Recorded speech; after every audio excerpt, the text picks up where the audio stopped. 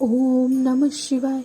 मित्रों, आप देख रहे हैं यूट्यूब हमारे चैनल भक्ति वाणी में आप सभी का स्वागत है। अरे यह क्या, जगन्नाथ जी किस देवी को बांधकर उल्टा लटका रहे हैं।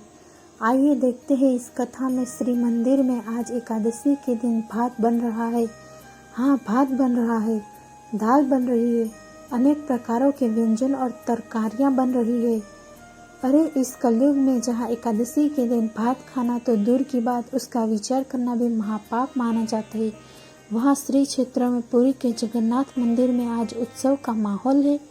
भक्तगण आनंद बाजार में बैठकर तृप्त होकर महाप्रसाद पा रहे हैं। आखिर ऐसा क्यों यहाँ एकादशी माता का चाबुक नहीं चलता। बात उस समय की है जब सतयुग का सवेरा था। भगवान विष्णु के श्री अंग से एक परम तेजस्वी शक्ति उत्पन्न हुई, जिनका नाम था एकादशी देवी। उनका जन्म ही इसलिए हुआ था कि वे संसार से पाप का नाश कर सके। ठाकुर जी ने उन्हें निहारते हुए एक विशेष वरदान दिया, देवी महीने में 2 दिन तुम्हारा राज चलेगा। जो भी मनुष्य उस तिथि पर अन्न विशेष कर चावल पाएगा, उसके सारे संचित पाप उस अन्न में समा जाएंगे, और जो तुम्हारे शरण में रहकर व्रत करेगा उसे साक्षात मेरा धाम प्राप्त होगा। एकादशी माता जो थी, उन्हें अपनी इस शक्ति पर बड़ा गर्व हो गया। हो भी क्यों ना हो, तीनों लोकों में उनका भय था। स्वर्ग हो या पाताल, उस दिन कहीं चूल्हा नहीं चलता था। पापी से पापी मनुष्य भी एकादशी के दिन चावल को छूने से कांपता था। अपनी विजय पातका पहरती हुई अहंकार में डूबी एकादशी माता एक दिन नीलांचल धाम यानी हमारे जगन्नाथपुरी पहुंची। जैसे ही उन्होंने मंदिर के सिंह द्वार में अपना पहला कदम रखा, उनको लगा कि शायद रास्ता भटक गई है। उनका दिमाग चकरा गया। आज एकादशी की पावन तिथि थी, पर यहाँ का नज़ारा तो बिल्कुल उलट था। आनंद दरबार में हजारों भक्त बैठे थे। कोई भूखा नहीं था, कोई प्यासा नहीं था। सबके सामने मिट्टी के कुल्हड़ों में गर्मा गर्म अन्न परोसा जा रहा था।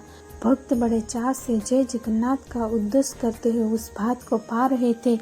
एकादशी माता का क्रोध 7वें आसमान पर पहुंच गया। वे व्याकुल हो उठी, सोचने लगी, यह मेरा अपमान है। मेरे ही दिन यहाँ चावल का जगन्नाथ जी मेरे नियम भूल गए। क्या उन्हें मेरी शक्ति का भान नहीं है। क्रोध में जलती हुई वे सीधे मंदिर के गर्भगृह में घुस गई। सामने रत्न सिंहासन पर ठाकुर जी अपने बड़े भाई बलभद्र और लाडली बहन सुभद्रा के साथ मंद मंद मुस्कुरा रहे थे। एकादशी माता ललकार कर बोली, प्रभु यह क्या अनर्थ हो रहा है। आपने ही तो मुझे वरदान दिया था कि एकादशी को चावल में पाप पुरुष का वास होगा, तो आज आपके इस धाम में यह पाप की गंगा क्यों बह रही है। रोकिए इन भक्तों को, वरना मेरा श्राप सबको भस्म कर देगा। ठाकुर जी ने बड़े प्रेम से देखा और शांत स्वर में बोले, देवी शांत हो जाओ। तुम देख रही हो, वह साधारण चावल नहीं है, वो केवल्य है, वो मेरा महाप्रसाद है। यह साक्षात मेरी जूठन है, और मेरी जूठन में कभी कोई पाप निवास नहीं कर सकता। इसके सामने कोई तिथि, कोई नक्षत्र, कोई नियम बड़ा नहीं है, परंतु एकादशी माता का अहंकार जो था वह बहुत बड़ा हो चुका था। उनको लगा कि भगवान केवल अपने भक्तों का पक्ष ले रहे हैं। वे जीत पर अड़ गई, बोली, नहीं प्रभु, नियम तो नियम होता है। अगर सारी दुनिया चावल नहीं पा रही तो पुरी में भी कोई नहीं पाएगा। जाकर उन भक्तों के पतलों से वो अन्न छीन लूंगी। जैसे ही एकादशी माता पलटी और उन्होंने महाप्रसाद को रोकने के लिए अपना हाथ उठाया, तभी अचानक मंदिर का पूरा वातावरण बदल गया। ठाकुर जी की वो प्यारी सी मुस्कान ओझल हो गई। उनकी बड़ी बड़ी गोल आंखों में वो तेज आ गया जो प्रलय ला सकता था, क्योंकि ठाकुर जी सब कुछ सह सकते हैं, अपना अपमान सह सकते हैं, लेकिन अपने भक्त और अपने प्रसाद का अपमान उन्हें सहन नहीं होता। ठाकुर जी की एक हुंकार गूंजी जिसने पूरे नीलशैल पर्वत को हिला दिया। वे कड़क आवाज में बोले, रुको देवी, तुमने मेरे महाप्रसाद को पाप कहने का दुस्साहस कैसे किया। क्या तुम भूल गई हो कि यह महाप्रसाद साक्षात ब्रह्म है। इसके सामने वेद पुराण और स्वयं तुम जैसी शक्तियाँ भी छोटी पड़ जाती है। पर प्रभु, नियम तो आपका ही बनाया हुआ है। अगर आज भक्त चावल पाएंगे तो मेरा व्रत खंडित हो जाएगा, मेरा मान कहाँ रहेगा। सुनो एकादशी, मंदिर की इस चौखट के बाहर पूरी दुनिया में तुम्हारा ही राज चलेगा। वो जो भी अन्न पाएगा उसे निश्चित ही पाप लगेगा।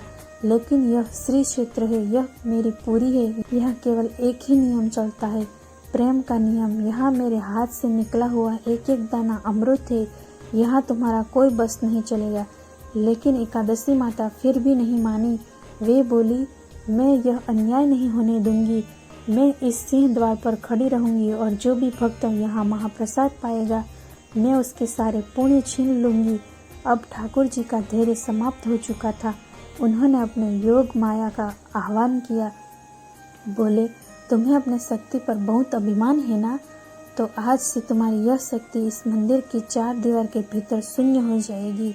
अगले ही पल एक चमत्कार हुआ। अदृश्य दिव्य जंजीरों ने एकादशी माता को जकड़ लिया।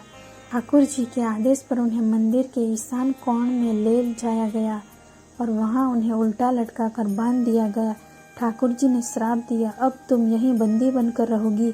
तुम्हारे आंखों के सामने साल के 365 दिन, यहाँ तक कि एकादशी के दिन भी मेरे भक्त पेट भरकर महाप्रसाद पाएंगे। तुम सब देखोगी पर किसी को रोक नहीं पाओगी। यहाँ मेरी आज्ञा के बिना तुम पत्ता भी नहीं हिला सकोगी। एकादशी माता छटपटाने लगी। वे रोते हुए बोले, प्रभु यह तो घोर अन्याय है। अगर मैं यहाँ ऐसे ही बंदी रहूंगी तो संसार मेरा सम्मान छोड़ देगा। क्या भक्त मुझे भूल जाएंगे? उनका सारा अहंकार मिट्टी में मिल चुका था। उन्हें समझ आ गया था कि मर्यादा पुरुषोत्तम के नियम भी उनके प्रेम के आगे हार जाते हैं। ठाकुर जी जो करुणा के सागर है, उनका दिल पिसज गया था। सजा तो मिल चुकी थी पर वे तो भक्त वत्सल है। उन्होंने बंदी बनी हुई एकादशी माता के पास जाकर एक अनोखा समझौता किया। ठाकुर जी बोले, देवी घबराओ मत, मैं तुम्हारा अपमान नहीं होने दूंगा।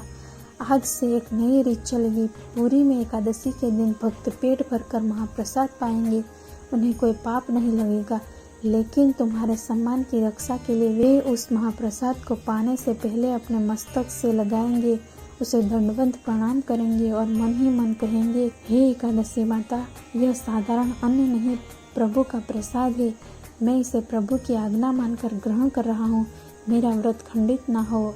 एकादशी माता इस सम्मान से प्रसन्न हो गई। उन्होंने वचन दिया, प्रभु जो भी भक्त इस भाव से पूरी में महाप्रसाद पाएगा, मैं उसके पाप नहीं गिनूंगी बल्कि उसे 2 गुना पुण्य प्रदान करूंगी। यही कारण है कि आज भी जगन्नाथ पुरी दुनिया की एकलौती ऐसी जगह है जहाँ एकादशी के दिन आनंद बाजार में हजारों भक्त बड़े आनंद से महाप्रसाद पाते नजर आते हैं।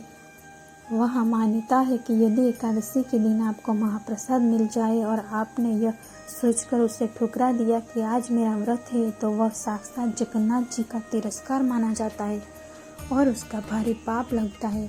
आज भी मंदिर के बेड़ा काली मंदिर के पास एकादशी माता की मूर्ति स्थापित है, जहाँ वे मौन रहकर सब देखती है पर किसी को टोकती नहीं है।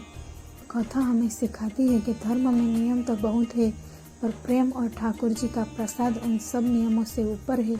क्या आपने कभी ठाकुर जी का वह अलौकिक प्रसाद पाया है? अगर कभी पूरी जाए तो नियम के चक्कर में प्रसाद मत छोड़ना। अगर आपको हमारे जगन्नाथ जी की यह लीला पसंद आई हो तो वीडियो को लाइक, शेयर और सब्सक्राइब करना ना भूलें। जय जगन्नाथ जी की जय। एकादशी माता।